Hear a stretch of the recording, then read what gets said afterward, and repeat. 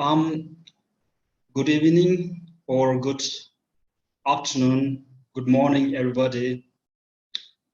Um, I would like to begin my presentation by thanking Mr. Vladimir and People Tomorrow organization for giving me this great opportunity.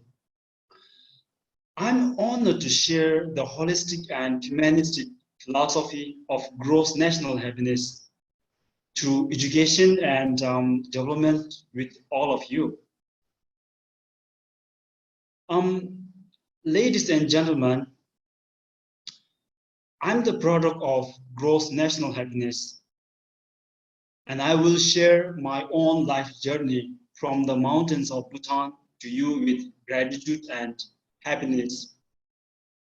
My earliest childhood memories were of my sick father being carried across the back of neighbors to the nearest hospital, hours walking across the mountains.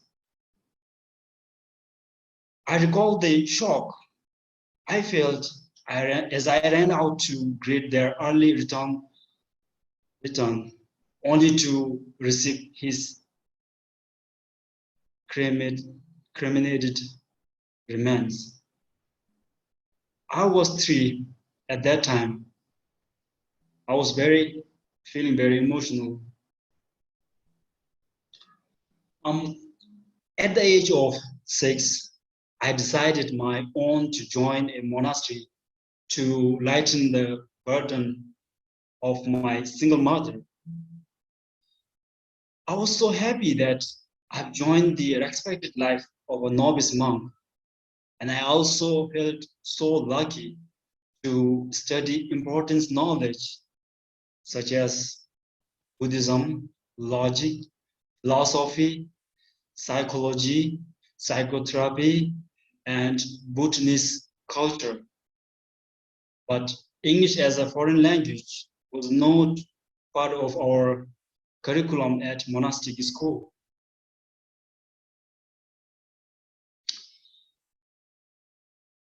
In fact, education is an important bridge to, prepare Bhutanese people for our mental and emotional development to achieve gross national happiness. Gross national happiness, or GNH, is an innovative and right means to reach happiness and well-being by seeking balance between the outside material world, which is developing, and inner value, which must be developed at the same time. Nothing should be neglected in our compassionate and loving kindness quest for happiness. Well, you guys can looking at these pictures. If I have a time, if I have some time to go, then I will come back and explain. Actually, the term gross national happiness was coined by His Majesty, the fourth King of Bhutan, in the 1970s, when His Majesty was quoted as saying that gross national happiness is more important than gross domestic product. It caught the imagination of the world, as Bhutan was categorized by United Nations as one of least developed countries in the world. Happiness is a universal aspiration for all human beings. The philosophy behind this concept sums up the holistic and humanistic approach toward the notion of progress and gives equal importance to non-materialistic aspects of well-being. Gross national happiness, or GNH, has 4 pillars, which you might have, which you might maybe know, but namely good governance, socio-economic development, religious and cultural preservation and promotion. And the fourth one is environmental conservation.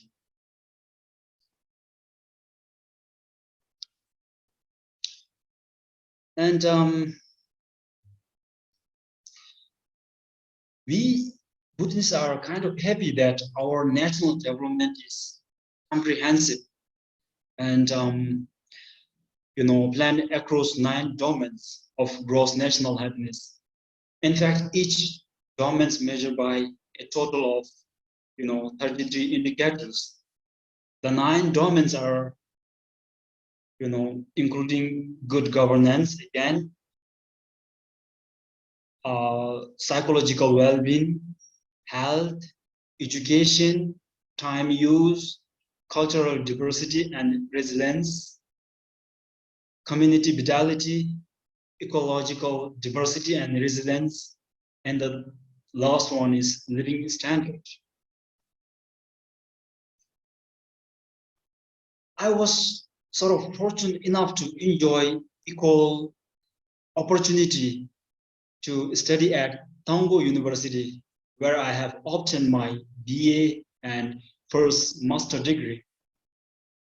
And this university considered one of the best university in the country.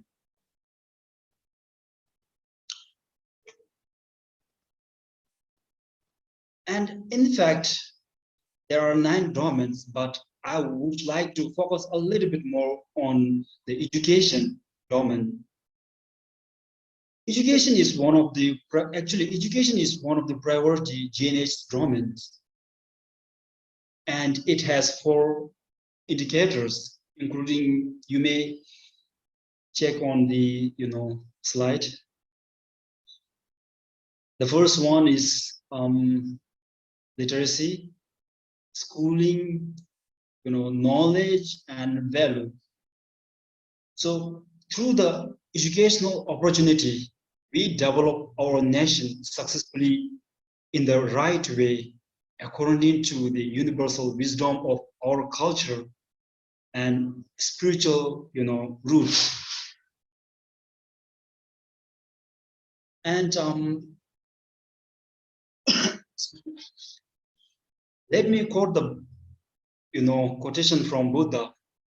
The Buddha says that conquering our own mind is super strength, and conquering one's own mind brings peace and happiness.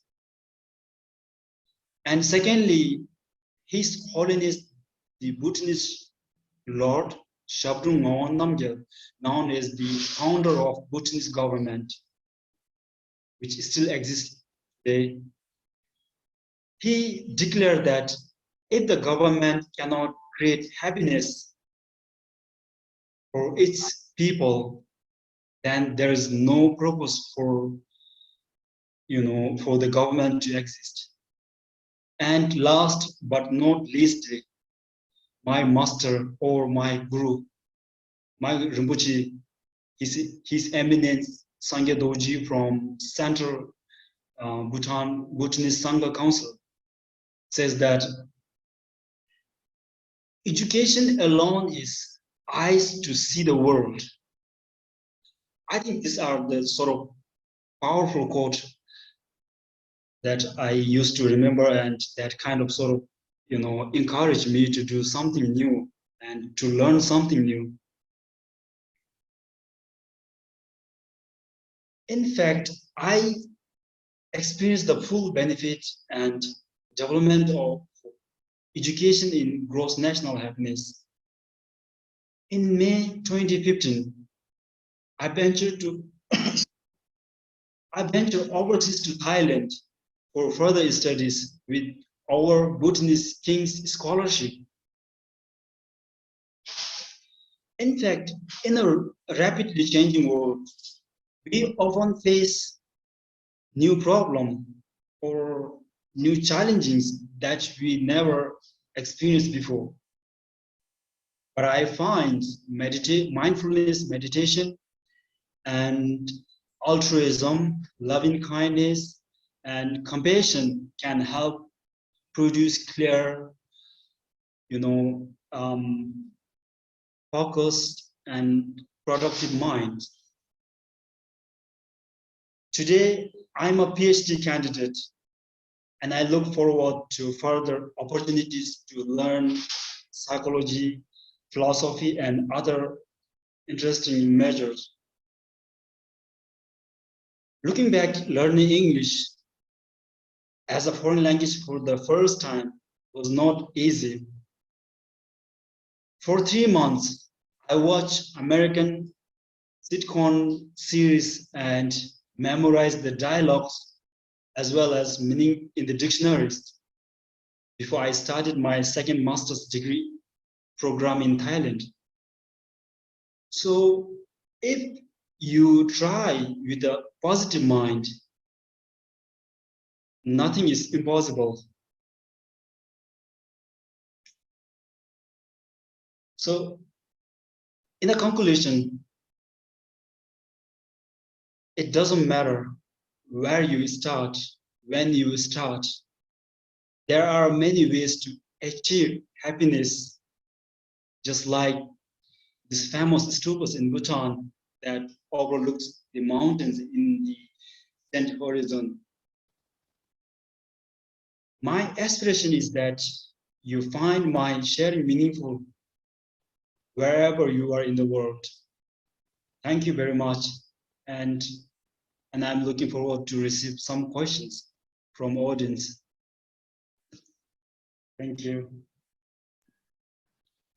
Thank you very much for this insightful presentation. If you have any questions, please feel free to unmute yourself or put in the chat. I do see some comments in the chat. I don't know, can you see them? Oh, yeah. There is, from Jan Low, what are the most important and motivational values that you learned through your gross national happiness education? What are the motivations, right? Sir? Say it again, sorry. Yeah, what are the most important and motivational values that you have learned during your gross happiness education? So, in fact, I find sort of let's talk about the four pillars of GNH. In fact, I sort of find that, all the four pillars are sort of important in a sense that in order to, produce the happiness for the people. But one more, I really wanted to focus is, good governance. In fact, the good governance is sort of root to all other, all rest of the pillars. Because if we have a good good government, so then the government can create opportunity to learn, opportunity to do, earn, opportunity to do sort of whatever you want. So that's why in my dissertation, I actually doing my dissertation on gross national happiness for my PhD. So in my dissertation, I sort of little bit more focus on, the first pillar, so-called good governance. I hope I answered your question. Definitely. Well, there are more questions. Is from Professor Obari from Japan, do you think your happiness is related to your faith, or what makes your country people so happy? Well, yeah, I think, if I'm not wrong, or if I understand your question, I mean, rightly. So I think the happiness, in fact, the happiness is something that we all need, right? Of course, in Bhutan, we need it. Of course, in Japan, you need, in all other nations need it as well. But what makes us happy is sort of, we actually kind of, sort of practice the four pillar, and especially here as a Bhutanese, people, we believe that our happiness is sort of, came from good governance. Because of the good governance, we can preserve our culture and, religion belief. So because of these two, sort of the wisdom which is given by these two, the, elements that I want to call like the preservation and promotion of culture and religious belief. So that makes us the more happy. And in fact, the Bhutanese, the religious belief is 90% of the Bhutanese religious belief is Buddhism. So in Buddhism, the main thing that the people must have to follow is the meditation, as you might have heard. And in the meditation, there are a lot of methods that we can overcome the negative emotions, including anxiety and these things. And of course, then as a believer, then happiness is some sort of related to our faith as well. Yeah. I hope I answered your question. Yeah, thank you very much. Yeah. Thank you.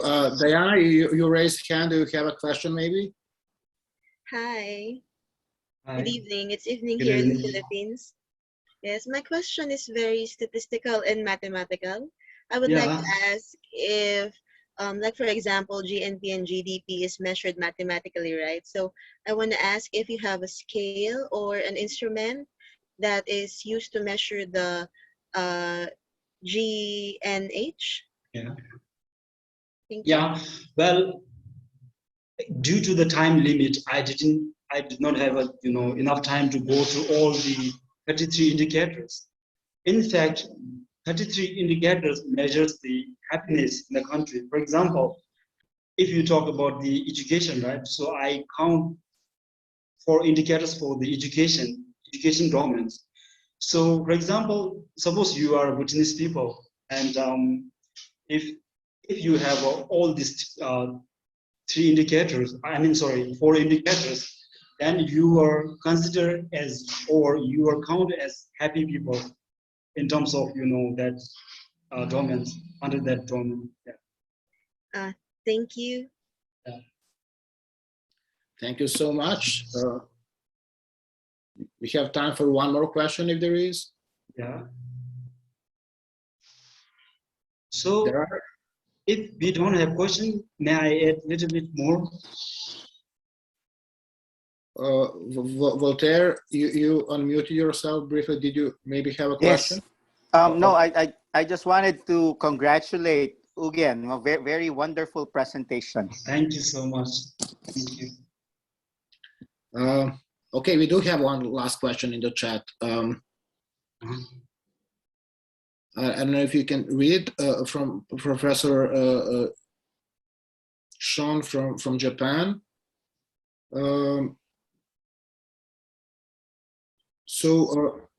To sum it up, should and does education play? Okay. So Paul Frere, if I pronounce it correctly, said that education, in particular, education in critical thinking, was the foundation of good governance. Should and does education play a similar role in gross national happiness? Oh, I think we lost our speaker. But thank you very much, everyone, for asking questions. And let's continue this discussion. And you may ask questions in the session chat on Hua app. Unfortunately, technology is not fully cooperating today, but we had a really insightful presentation. Thank you very much, and see you for the next session.